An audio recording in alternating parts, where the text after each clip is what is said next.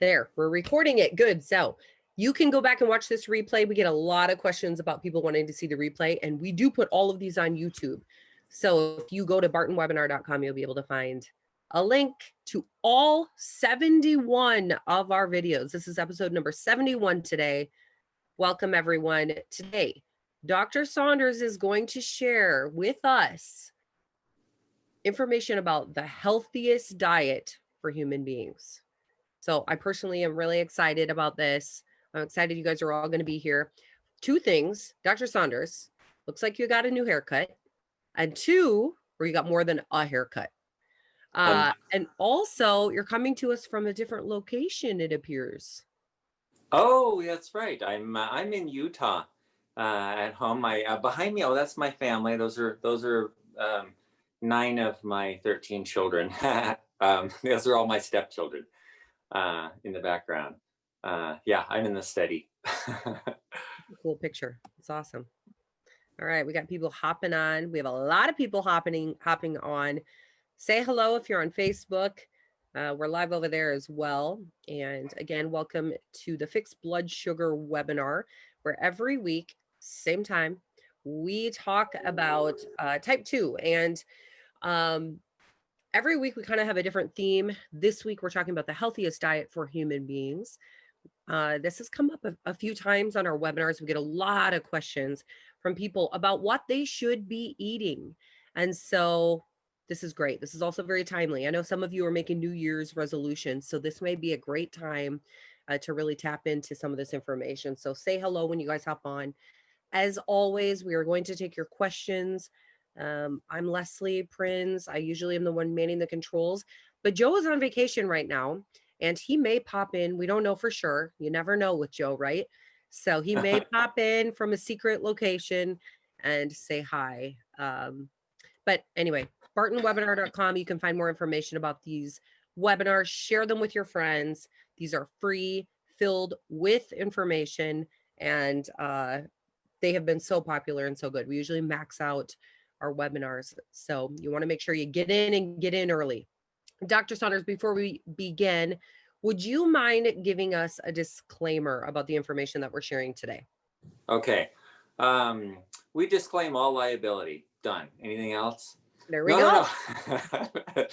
No. Remember that the information that you're going to get here applies to general populations and applies to people generally. And you may not fit into that specific information. So it's really important that you look at and ask the question, does this apply to me? And fit it into yours. And if you have any questions, you may need help from your doctor or have someone who's counseling you say no, that's not your thing, or yeah, that would apply to you. If you need help with that. So apply it properly, because not everybody's going to fit everything that's said here. All right, this is good. Guys, we already have so many people on. This is great. Hello, everyone. Say hello in the chat. We're going to get started here right away. As always, I'm sorry, I keep fidgeting with my hair. I don't know what's going on. So here, we'll just get it out of the way. There, we're done. Okay, say hello. And then, as always, start asking questions. Questions about type 2, questions about the information that Dr. Saunders is sharing, because we want to answer those as we go. We typically keep more of the second half for questions, but things come up as he's talking. So just give them to us right away. Okay. Dr. Saunders, Dr. Scott Saunders. Sometimes I forget to tell people what your first name is. Take it away. Tell us about the healthiest diet for human beings. Okay. So we're talking about diabetes, right? And so we're talking about how people can have a healthier diet so that they can reverse their diabetes. And so we're in the diabetes solution kit, and in this kit we tell people how to eat so that they can reverse their diabetes. And the way we do that, we use the sink, right? The sink is overflowing, the water's still on. And you go to your doctor says, keep mopping the floor, here, mop it up faster. Use 2 mops instead of 3, instead of 1. And we use 3 mops. And you're just getting all these mops to mop up all the water that's spilling onto the floor. That's like all the blood sugar, right? That's spilling over into your urine and everything. And they're just trying to mop it up. and no one ever thinks to shut off the water. It's so simple. Well, so we talk about in the diabetes solution kit how to shut off the water. It's really that simple. However, when we look at in the diabetes solution kit, a lot of the dietary things are very low carb. You can only have 20 grams of carbohydrates a day. Well, one apple and you're done for the whole day. That's all you get on your whole day. So then what does that allow you? Well, you can have fat, right? So you can have an avocado, you can have, I don't know, pork rinds, and people have their, bacon and sausage and cheese omelets. And they live on drinking cream. The old Atkins diet was, that people would literally drink cream. Now they put coconut oil in their coffee. They're getting all this fat and all this protein because they're cutting the carbs out, right? So what do you have left? Well, fat and protein. There's one other thing that we haven't talked about much. We have a little bit that is actually more important. So if you want a high anything diet, you get the high carbohydrate diet, or the high protein diet, or the high fat diet. The optimum diet is none of those. Zero, none, not. The more fats you eat, the more inflammation you get. The more proteins you eat, the more cancer you get. The more carbs you eat, the more metabolic problems like diabetes you get. These are not good to have high, any of them. So what do you eat? You got to eat something, and you got to get nutrition, and, you got to get calories. So you're going to have fats and carbs and all that. Okay. So that's what we're talking about today, is what is the optimum diet? What is the best thing to eat? So high, it should be high fiber. Fiber, that's it. High fiber diet. The higher the fiber, the better. If you look at how much fiber you eat, the average American eats like 16 grams of fiber a day. 10 to 16, that's the high end, 16. So 10 to 16 grams of fiber a day. So how many carbs do we allow? Net carbs do we allow on the phase 1 of the diet? 20. 20 is a very tiny amount of carbohydrate. Like I said, that's one apple. That's not a lot. You get one slice of bread and you're done. Well, 1.5. Okay, slices of bread and you're done for the day. That's all the carbs we allow on that phase 1 of the diabetes reversal plan, the diabetes solution kit. So if you think about that in terms of how many grams of fiber you're getting, and you're only getting an average of 10 to 16 a day, the average American, 10 to 16 a day, and they're getting over 100, 200 grams of carbohydrate, 300 grams of carbohydrates, 200 grams of protein. And, they're talking hundreds of grams of protein, fat, and carbohydrates, and 10 grams of fiber. No. See, that's where we make the big mistakes. And that's why we have all this disease and problems in the world from overeating. It's not that we're overeating. It's not that we're eating too much. It's we're not getting enough. We're not getting enough fiber. So one of the things I've noticed about our society is everything is about more, right? More. No one's ever going to advertise less. I've been telling people years, yeah, just quit eating. And they're like, what? I can't do that? There's no way. I have to eat something. So because most of the time people are toxic on the foods they're eating. And so get off them. Stop eating that stuff. Just get away from it. There is one thing, though, that more is better, and that's fiber. And yes, fiber is a carbohydrate. But remember, we subtract the fiber out. If you look at in the book, it even tells you it tells you take the total carbohydrates, subtract the fiber, and that's your starches and sugars all together. But the fiber, if you look at it the other way around and say, okay, I'm going to go for a high fiber diet. High fiber. What does that mean? Well, that means everything I have is going to have fiber in it. Now, if 40 grams is sort of a minimum amount of fiber that's optimal for the good bacteria. You know, we're popping these pills that are filled with bacteria. Where does that bacteria come from? It's from the intestines. It's poop. And so we're getting that, and we're taking pills of bacteria.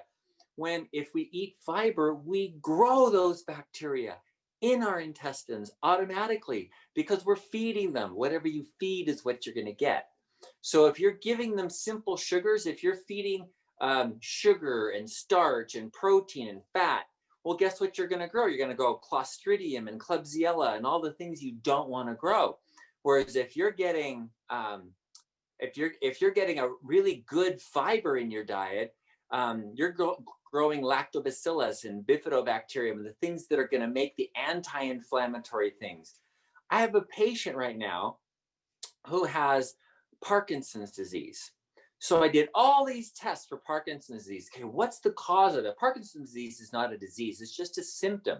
So she gets shaking and she has a quiver and she has trouble getting started to walking and things, getting started in things. And that's typical of Parkinson's disease. It's a lack of dopamine.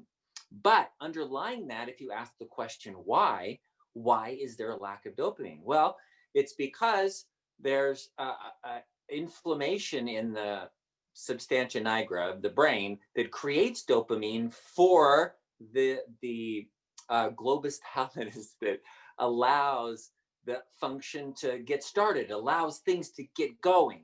It's a stimulating neurotransmitter. So then you have to ask the question, why, and keep going in. Why aren't you making? Why do you have the inflammation? Why aren't you making? Blah blah blah blah. And when I got down to the bottom, she didn't have a lack of glutathione, which is a common problem. She had some toxicity, which is a problem, but her biggest thing was the bacteria in her intestines were all off. She had all the inflammatory bacteria and she didn't have any of the anti-inflammatory bacteria.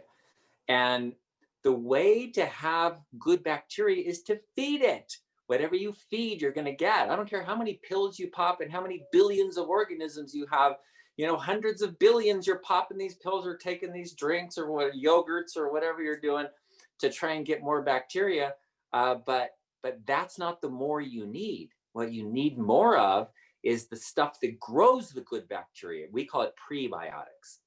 And so you can pop prebiotic pills, but why don't you just eat fruits and vegetables, for heaven's sakes? I know when you're on phase 1 that you have a limit to the number of fruits you can eat. Like I said, 1 apple, you're done. But when you get your blood sugar down, you should easily be able to go on a high fiber diet and keep that normal. In fact, multiple studies have been done. If you go on Dr. McDougall's website, Dr. McDougall has done a lot of research over decades. If you go on the Joel Fuhrman website and the Esselstyn diet and Dean Ornish, Dr. Dean Ornish, a cardiologist who did primary research in can we do a high carbohydrate diet and reverse diabetes and heart disease? Absolutely, yes, it can be done.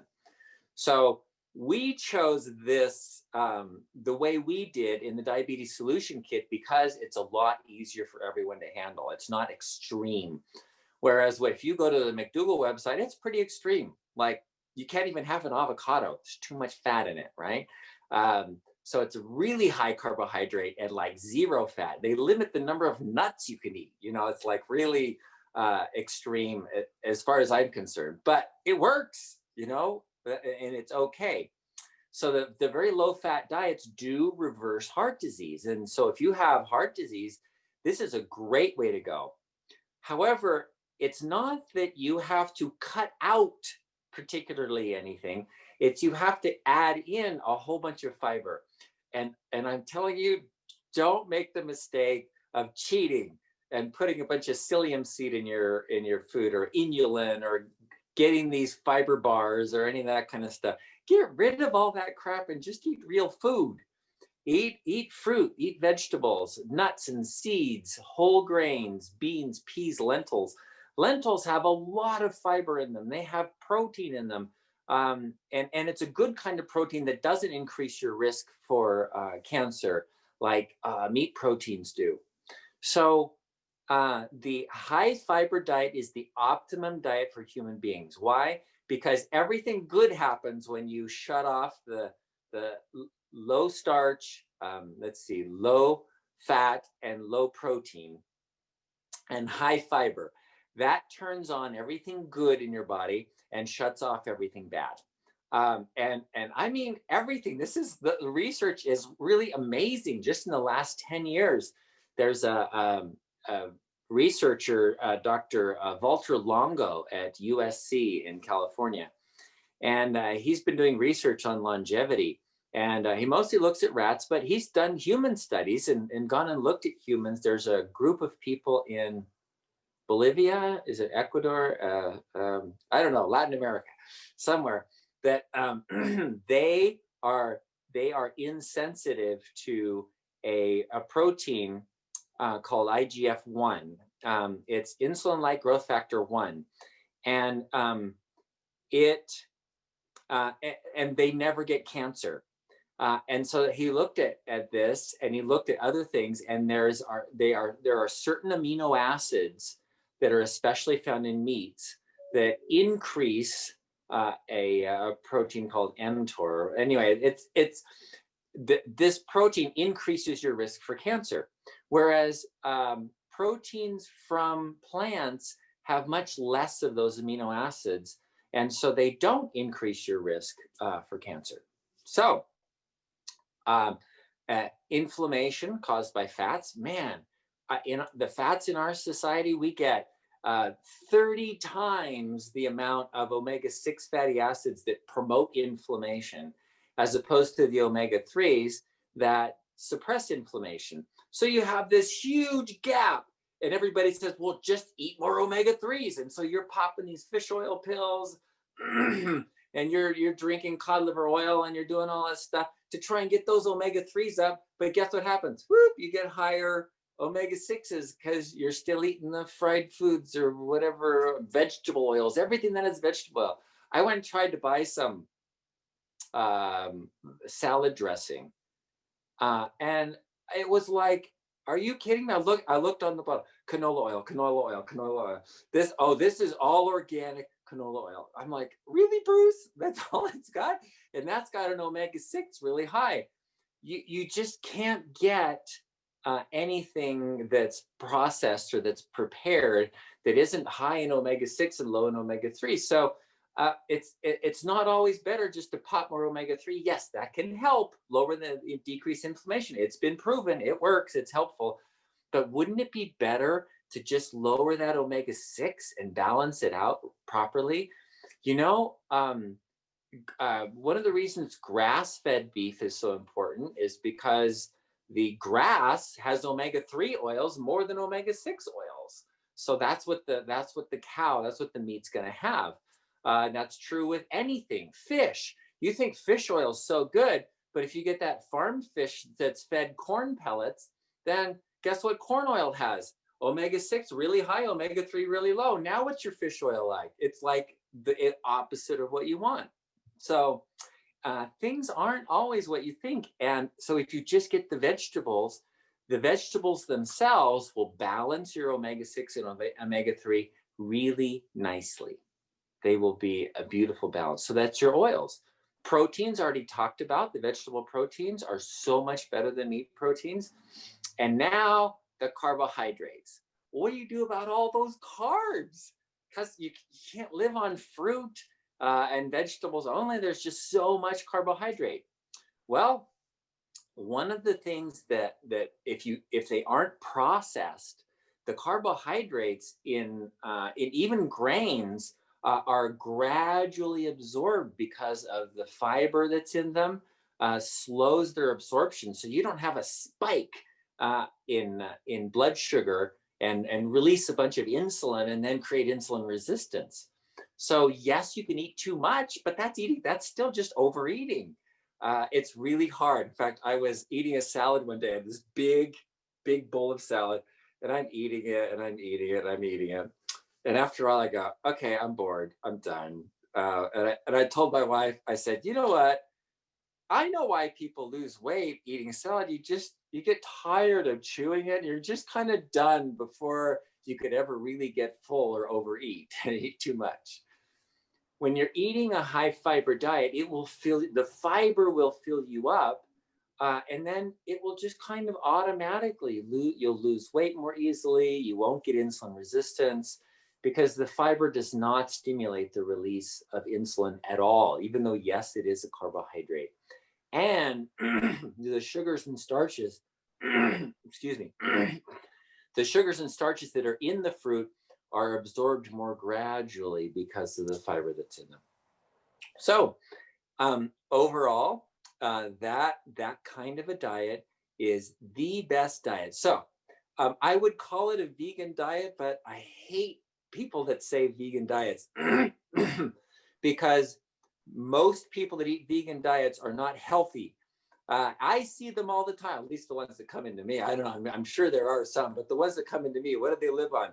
White rice, potatoes, cereal, pasta, and more cereal, peanut butter sandwiches, and then more cereal.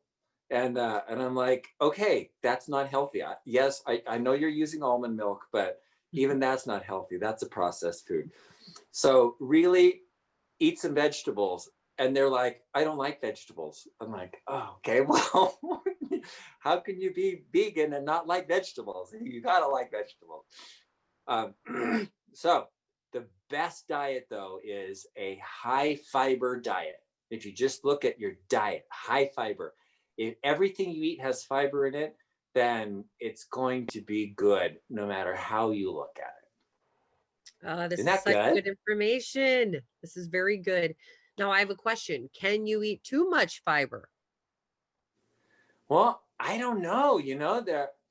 There are people in societies where they eat like ancient foods, like they eat stuff out of the ground all the time, and they're over 100 grams of fiber a day, Mm, and they poop 3 times a day. yeah. So, and I don't know if there's anything wrong with that, and it's not diarrhea. They just they have soft stool and multiple times, and they can't overeat and get fat and and get unhealthy. So I don't imagine you can, unless you're like concentrating the fiber out of the food and having processed foods, processed fibers. Yeah, I'm sure, but I don't know. Well, that just caused diarrhea, I suppose. Yeah. Okay, Krish is asking, what about chia seeds? Are they good to add Chia in? seeds are wonderful. In fact, most seeds, gosh, chia seeds. What was the one I was looking at the other day? I think it was chia. That's like 10 times the amount of fiber per gram as fruit, like an apple or something. They have a ton of fiber in them. Those chia seeds. Yeah, they're good. Awesome. Okay, so this is a question from Sandra. Hello and welcome back, Sandra. She says, could you please explain how some of us hardly eat anything and we gain weight, while others can eat tons and gain nothing? Does fiber have anything to do with that? Okay, it might, but there's really something that's outside of our purveyance of what you eat. So I can tell you what to eat, I can tell you what to do, I can tell you all kinds of things, but there's one thing I can't tell you, and that's to change your hormones. Because for heaven's sakes, we all have different hormones. You know what? Um, if you just look at some women have irregular menstrual cycle. Why is that? Because their hormones are different. And I had a woman who was talking to her fiance, and she was saying, and they were planning their wedding for next year, and she was saying, "Oh no, we can't get married there. I'm going to be on my menstrual cycle." I'm like, "How do you know? Next year?" She goes, "I am that regular. I am so regular. I know exactly when it's going to come up." The same thing happens with our metabolic hormones. We don't see them, and it's not so obvious as like a cycle, but they're always there. So our adrenal hormones, we're all different. Um, uh, Glucagon, insulin, we're all different. And there are family differences. Some of it is genetic, as far as like if you were to give somebody in Southeast, in the South Sea, island people, for example, if you feed them a high carbohydrate diet over a long period of time, they'll gain weight a lot more than somebody from Denmark or Norway that doesn't gain weight on carbohydrates as easily. It's just the way the hormone responds to, the receptors respond to the insulin hormone. So yes, it's true. There are two people sitting side by side eating exactly the same thing. They're roommates. They share everything, and they measure everything, and everything is exactly the same. One's gaining weight, one's losing weight, and you're like, what the heck? You don't do more exercise than me. What's going on? Hormones. Okay. So yeah. Just, you got to work with whatever God gave you for your hormones. That you have no other way of doing it. Work So around. a lot of trial and error, I suppose, with the different things you're saying. Yeah. So or get them suppose for some people it's as simple as having like periodic fasting. So they do this intermittent fasting where they have an empty stomach for a longer period of time, and that works better.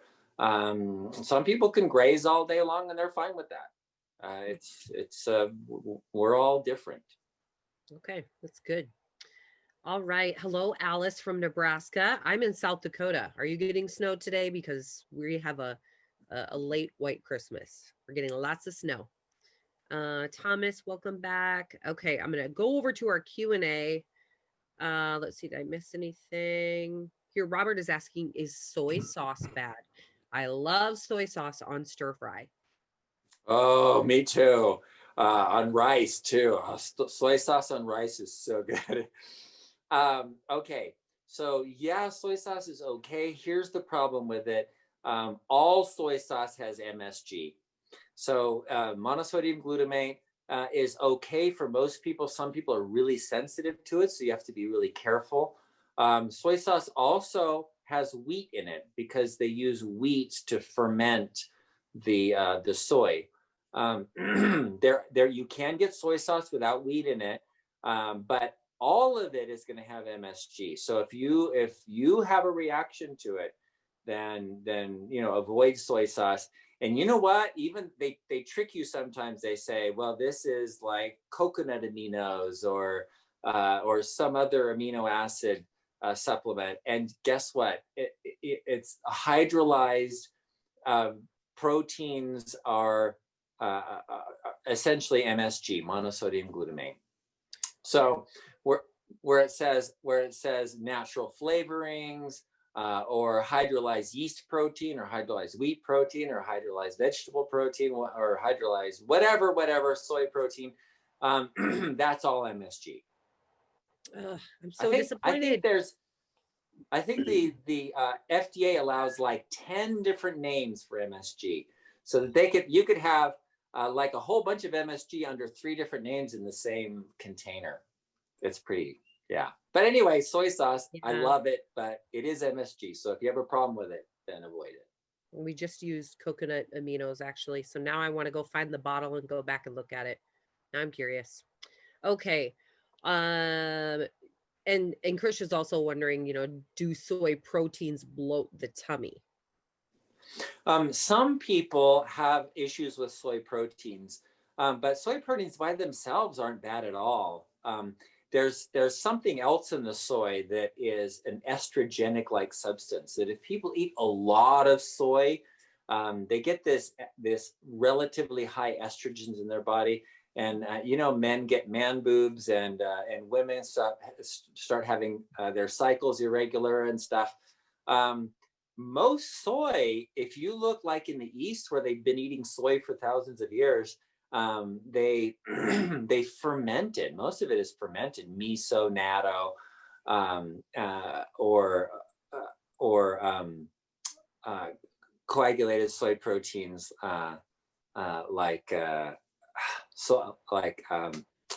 what's it called? I don't know. The soy cheese that they anyway. Tofu, yeah. So yeah, generally soy is okay. Too much is, of course, too much of anything is bad. Okay, flaxseed. Flaxseed's wonderful, kind of like chia seed. It's got a lot of fiber in it, really high fiber.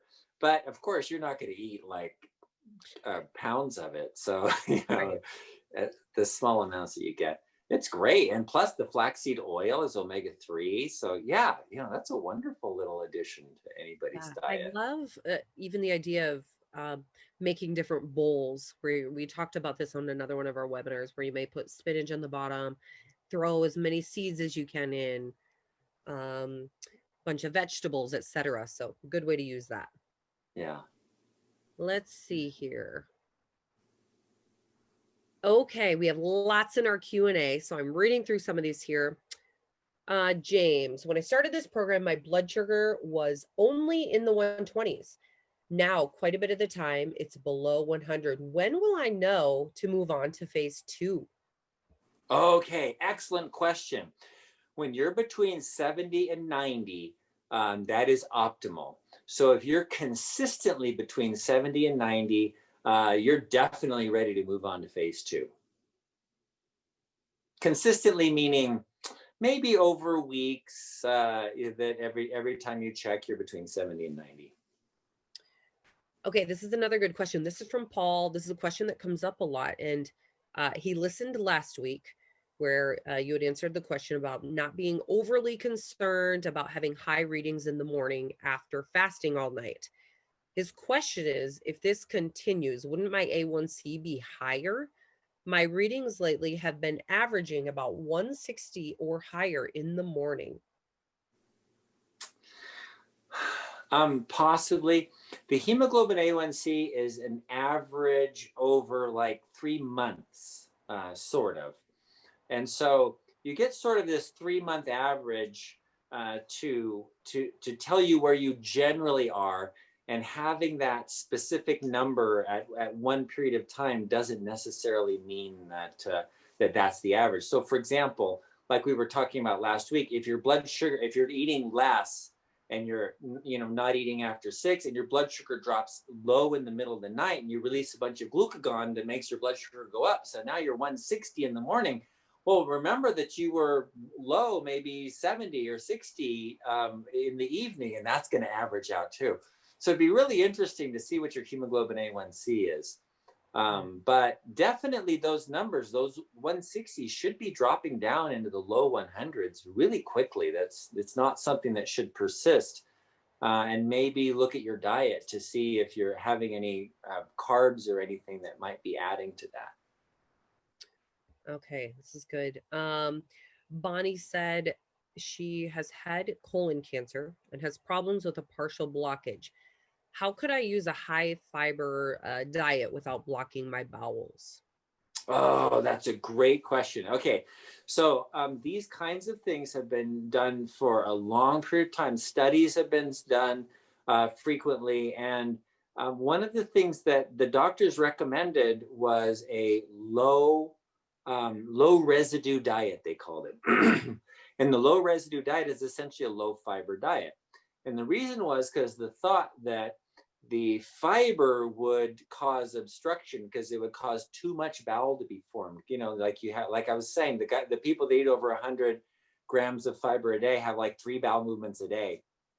That there would be too much, or that people with diverticulosis, for example, that the seeds, if they're eating all these high fiber things like seeds, and the seeds get blocked, plug up their diverticula and cause diverticulitis, or those kinds of things would happen. The research has shown just the opposite, that the old wives' tale, what the doctors first thought would be, oh, let's do a low residue diet because we don't want any blockages to happen.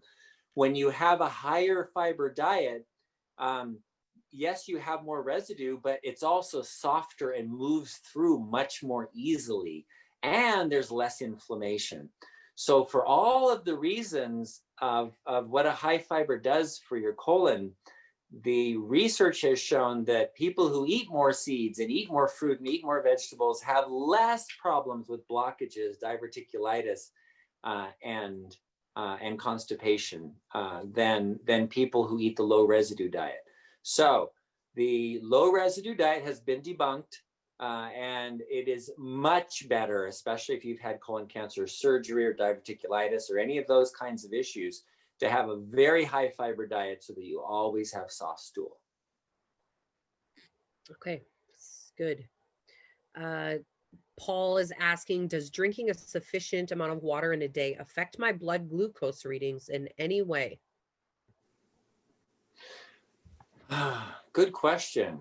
I can't imagine how it wouldn't affect it in some way, but I don't know how it would.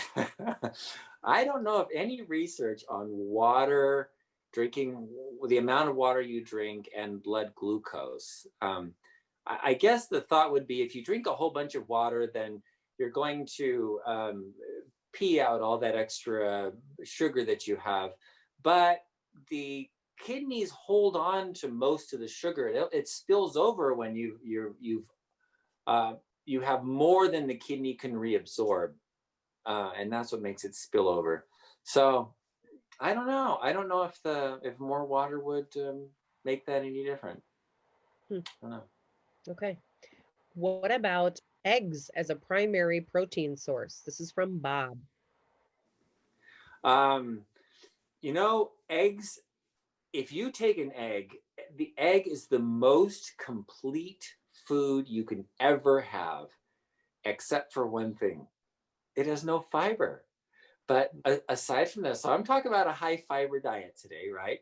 But the egg is the most complete of anything that your body needs, any vitamin, mineral, lecithin, amino acids, all the protein, of course, and carbohydrates, fat, everything a body needs is contained in an egg, except everything that the body needs, right?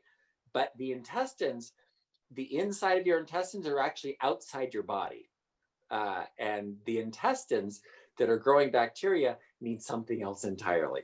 So eggs are okay as a complete protein, but again, limit them and have a few eggs a few eggs a week or something like that would be fine. And get most of your protein from vegetable sources. Changing everything we think we know. This is good. Okay.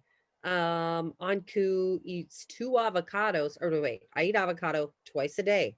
Is that bad? Oh, I don't think so. I don't know. I don't know if you can get toxic on avocado. I'll tell you a story though. We did have a nutritionist in our office who she found out that kale was the most nutritious food you could possibly eat, and the nutrient to calorie ratio was so wide that it was like the best possible thing in the world that anybody could eat after she'd done the research on this, right? So she's a nutritionist. She starts going, I'm going to eat that. So she starts eating kale for breakfast, lunch, and dinner. And she got toxic on kale. So, if you can get toxic on kale because it has oxalic acid in it, and she started getting cramps because it binds up the minerals.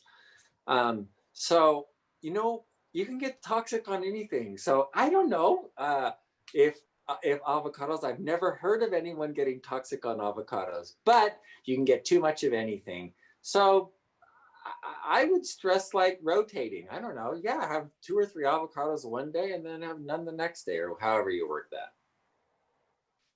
Anku says, last week I went for my biannual health checkup and my A1C was 4.7. Am I on track? Oh my gosh, that is awesome. Hemoglobin A1C 4.7. Okay, the optimum between 4.5 and 5.0, 5.1. 5.1 gets you to right about an average of 100, your blood sugar 100. But in that 4.5 to 5.0 range, that is an optimum place to be. So 4.7, that is great. Good work. Awesome. Good work. That's good. That is good. All right. Thomas is asking, how much sodium is healthy? That's been a question for a long time because cardiologists keep saying, don't eat sodium. But you know what? Without sodium, nothing functions. And so I've had people get water toxicity. They drop their sodium down too low. because they're drinking a bunch of water and they're eating a low sodium diet. So between the low sodium diet and then pounding a gallon of water a day, their kidneys are just trying to get rid of water as fast as possible. And of course, the sodium goes with it, right? Mm-hmm. So how much the average kidney, a good kidney, any kidney that's working properly, can handle 40 grams of salt a day, of sodium a day, 40 grams. So, and if you know what 40 grams is, the American, not the American, the College of Cardiology recommends 4 grams, and your kidneys can handle 10 times that. So you could live on salt pork and you could be okay with that, right? As long as you're not salt sensitive, as long as whatever other things are working, kidneys working properly.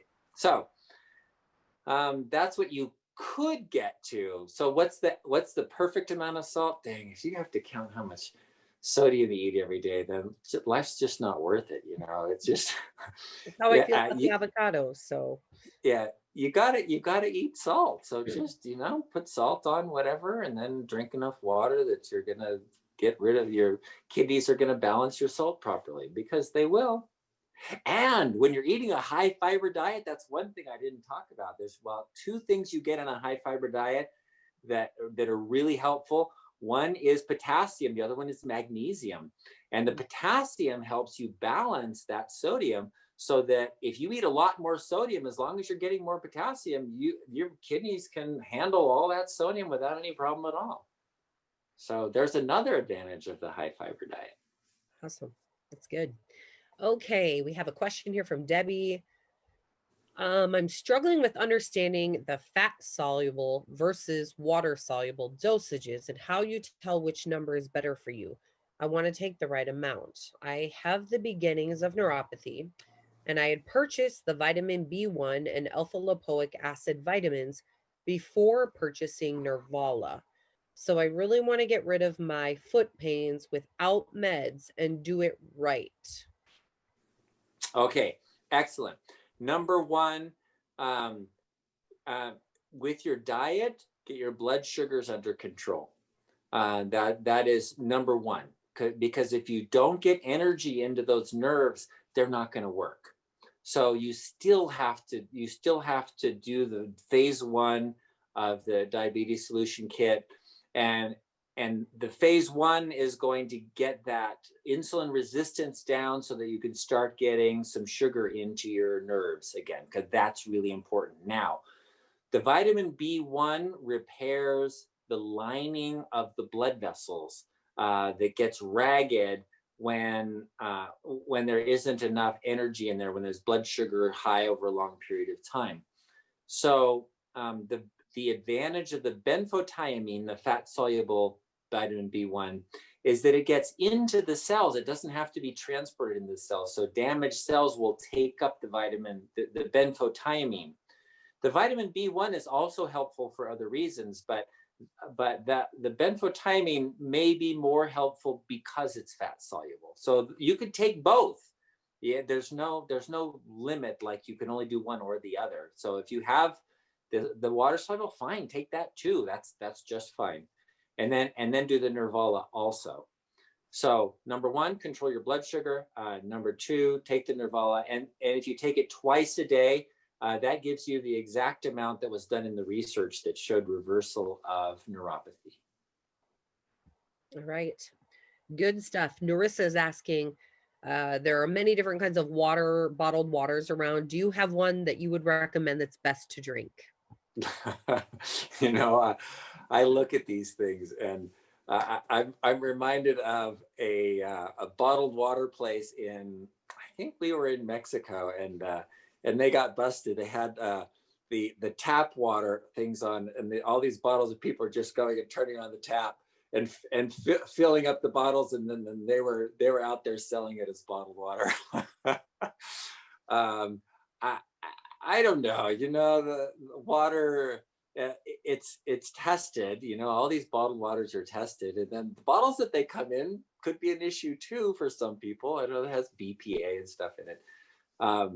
So the answer to your question, I don't know that one is better than another. I don't know. Some have more minerals. Some of them they purify, like they purify it with by reverse osmosis, or they purify it with distillation, and then they add some minerals in for flavor, and that's all it is. So I don't know. Personally, can I tell you about my theory about water? I think water that comes from like a plant, like if you eat a watermelon, all the water in there, it's getting sucked out of the ground and into the plant. And I don't know if you've ever seen any of the research on structured water and how water responds to various environments. And when you have this purified, like pure just water, as opposed to something like a plant that's come out of the ground, I don't know. I think, if you're eating a really high fiber diet, you're going to be eating a lot of water with that too. There's a lot of water in celery. There's a lot of water in lettuce. There's a lot of water in tomatoes. All this stuff that you're eating, oranges and apples, they have a lot of water in them. And you're getting that structured water from the ground. I don't know. I think it's better. I don't know. I watched the Back to Eden film talking about how they had a Back to Eden garden, and the guy who used to run this or whatever, he didn't ever drink any additional water because he was eating out of the garden all day, and he felt like that was supplying him with enough water, and Yeah, felt great. So. Yeah. I find I don't need a lot of water if I'm on a good vegan diet. It's good. Okay, Gregory is wondering, what do you think of the new A1C Now home test kit? Are you familiar? Yes, it's a fine kit, and you know what? The funny thing is, it's been available in Europe for decades. 20 years ago, I had one of my patients had come from England, and he goes, oh yeah, I got my hemoglobin A1C measuring kit, and I just measured it. But I'm like, what? Hemoglobin A1C measuring kit? I didn't know about that, and that was like decades ago. So yeah, easily 20 years ago. So. Yeah, I think they're great, and they're really useful, and you should know what your hemoglobin A1C is, and it's a great thing to follow. In fact, in some ways, it's better than following your blood sugar, because the blood sugar is like this all the time, like we were just talking about. Why is it so high in the morning? I haven't eaten anything. But your hemoglobin A1C is an average, so in many ways, it's more useful. Okay. Petra, what type of kitchen or othering equipment do I need to purchase to measure grams for her food? Okay. You know, find a rule of thumb. So as I went through like fiber, we were just talking about fiber. How much fiber is there? Well, an apple, 4 to 5 grams of fiber, an orange, 4 to 5 grams of fiber, a banana, a little more, it's about 6 grams of fiber, half a cup of beans is about 5 grams of fiber, 4 to 5 grams of fiber. Some kinds of beans, a half a cup is almost 10 grams of fiber. It's like 9 grams for I think the white beans and the black beans both have the higher amount. But trying to measure everything and figure out exactly how many grams of everything you have is like, I don't know. If you're that OCD, then great. Get a scale, measure it all, because some cooks, when they cook stuff, I worked for a chef once when I was in college, and man, they were exacting, and you had to put 1 pound of water in that recipe, and if you put 1 pound and 1 ounce, that no, it was 1 pound.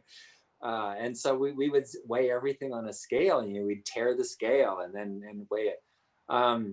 But as far as like grams of fiber, if you think in terms of fours, like a half a cup of beans is for a cup of rice, or that's whole grain rice, or quinoa is about 5 grams, 4 or 5 grams. So if you look at things in terms of rules of thumb, then you can go, okay, that's about 4, that's about 5, that's about 4. Okay, so I've got 10 grams of fiber in this meal. That's so much easier than trying to weigh everything on a scale and figure it out. Yes. Krish made a comment. Unlike chia seeds, flax seeds need to be kept in the fridge as they become rancid at room temperature. This is from her experience, or his experience, sorry. So keep that in mind. And Susan is wondering, are cucumbers healthy? And if so, what's the best way to eat them? Oh my gosh, cucumbers are awesome. Cucumbers are fruit, not a vegetable, and they're a very low carbohydrate fruit. So when you're on the diabetes reversal program, on the diabetes solution kit, and you're only eating 20 grams of carbohydrate a day, man, you can have cucumbers. That's one of the things you can eat. And how to eat them? I don't know. I like them plain with salt. Some people put stuff like peanut butter on them. I don't like them though. You know, celery. I like peanut butter on celery. When I was a kid, my mom gave that to us. But cucumbers, just I like them plain with salt. Yes, we do too here. And they're great to add to those bowls that I was talking about earlier. Oh yeah, right. Let me see here. Lots of good questions. Okay, Krish, eating fried foods, can it cause cough formation? Um, the answer is yes, but for maybe a different reason. Fried foods are fried in vegetable oil, and the vegetable oil is really high in omega-6. And some people have a chronic cough from chronic inflammation with the high omega-6, low omega-3 ratio. So potentially, yes. Other reasons why fried foods might cause a cough would be if you're sensitive to something. So if things that are fried are often breaded, and if you're sensitive to gluten or something like that, then you can get a cough every time you eat it. This is a great question here. Robert is asking, Dr. Saunders, please describe an enjoyable high fiber breakfast. Oh, okay. So this morning I had a granola, and it was a grain-free granola with nuts. So it's got almonds, walnuts, pecans, and then it's got a lot of coconut flakes in it. And it's low sugar. And when I make the granola, I make it with um, molasses and blackstrap molasses, which is high nutrient, low sugar, has some fiber in it, and it's pretty low in sugar, and still flavors it and sweetens it, and it's really good. And I used oat milk on it. I don't prefer oat milk. I actually like almond milk better, but I didn't have any, and the almond milk in the store I don't like very much because it's mostly water with a little bit of almonds. When I make almond milk, I put a quarter almonds. So for every cup of almonds, it's 4 cups of water. And I blend it until it starts getting hot in the Vitamix. And then I strain it through a cloth. And that makes a good rich milk. And I found if I add a little bit of oats to it, then it makes it like kind of thick and rich instead of thin and watery. And so I do that. I add just like a half a cup of oats, a quarter cup of oats to that mixture. And so for breakfast, that's what I have. But you know what? Sometimes I have salad. If I have leftover salad from the night before, then I'll have salad for breakfast, or whatever was left over from the night before. Often that's a common thing that I do, is eat the leftovers from the night before for breakfast. It's good. Last night I made a chicken tikka masala in our Instant Pot. And then the best part of a masala is kind of the cream that typically goes in it. But instead, I soaked some cashews and then blended the cashews with a little bit of water and made a really good cashew cream. Oh my goodness. And I have leftovers. So now that I'm thinking about that, it's lunchtime for me. So that does sound good. But we're big fans of all of the different things you can do with nuts too. Okay. Few more questions here, you guys. This is good. Let's see, Anku, with your A1C kit, how often do you have to test your A1C? Well, and that's kind of an interesting question, because I was really surprised that the person that I was working with, that was from England, was testing his A1C like every week. And I said, well, we only test it every 3 months because it's kind of a 3 month average. He goes, it's not truly a 3 month average because it's front loaded, because you're wasting a lot of the blood cells as time goes on. Each blood cell lasts about 3 months, so that's why it's called a 3 month average. But it's always front loaded because you have more of the recent, whatever your recent blood sugars are going to be, higher weighted than your blood sugars from a couple of months ago are going to. There's many fewer cells that have those. So based on his his idea, he was doing it every week, and he says, I can watch it go up and down depending on what my blood sugar is, and it's true. So with the home kit, if you test every week, then you'll get more of an idea of the average over the last week. Like this week it was 6.8, and last week it was 6.9, and the week before it was 7.2. Then you go, that's a good trend. See, we're going down, and so I don't know. You could do it every week. We still, when we draw blood, do it every 3 months or so. Okay, here's another really good question that we need to add to our site of top 10 questions. How long does phase 1 last? Yeah, that is definitely a top 10 question. Okay. If you barely have any insulin resistance, phase 1 can last for a few days or even a week, and you're done. And that's all you do. You just get it back to normal. If you've had type 2 for 10 years and your hemoglobin A1C is 14, it can last 3 to 6 months. So don't put a time on it. It's not a time thing. It is when your blood sugar is down to normal, and you're getting normal blood sugars, especially if your hemoglobin A1C can be down below 5.5. Then that's how you know that you're ready. That you go, okay, I'm ready to move on to phase 2. Okay. Eve is asking for A1C numbers in Canadian numbers.